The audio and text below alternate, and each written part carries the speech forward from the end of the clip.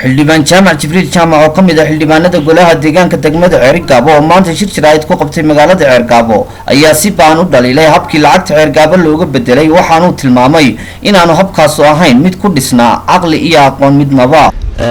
dhibaatada Ceergaabo ka taagan ee nabadgelyo xumada dhaqaale xumada sicir bararka keentay waxa weeyaan dhibaato ay u sameeyay bangiga dhexe ee jamhuuriyadda oo si khaldan oo jaahilnimo ku jirto oo wali ku jirto intay u soo galeen Ceergaabo lacag yar keenay dabeetana dadkii ka dhigay boundary sameeyay oo kala xiray ummadii qabaayil u kala saaray lacagtii wax laga dhigay lacag isaaq tii kalena waxay noqotay lacag harti.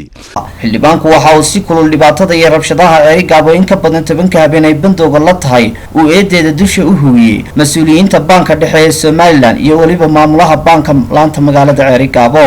waxa ka mas'uula bangiga dhexe waxana ugu sii daran kan Ceergaabo jooga maxay ahaatay hadba af ku hadlaya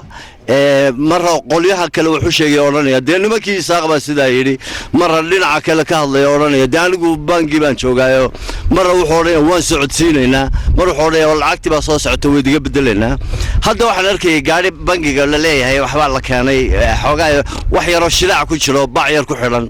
de adeer ma aha aanalay maruu xildhibaan jaamac jibriil jaamac ka hadlayay xaaladda Ceergaabo ee haatan waxa uu sheegay in heerka qabyaaladda iyo qalalaasuhu marayo ay dib ugu noqotay magaalada Ceergaabo sanadii 1990-aadkii. hadda nabadgelyadii ayaaba noogu daran dadkii way coloobeen 91kii bay ku noqotay qabyaalad iyo nabadgelyo darro iyo dhibaato marka sidaas kuma jirayso Ceergaabo dawladdu waa inay lacag ku filan Ceergaabo keenta dadkana lacagta laga bedelaa haddii aanay taas u dhacayn imika dhibaatada ka timi wax weeyaan waa la isboobay dagaal baa dhacay 8 qof baa dhaawaca dawladdu kama hadal marra waxay leedahay lacagtu ha socoto iska rab socdaan marra wax la leeyahay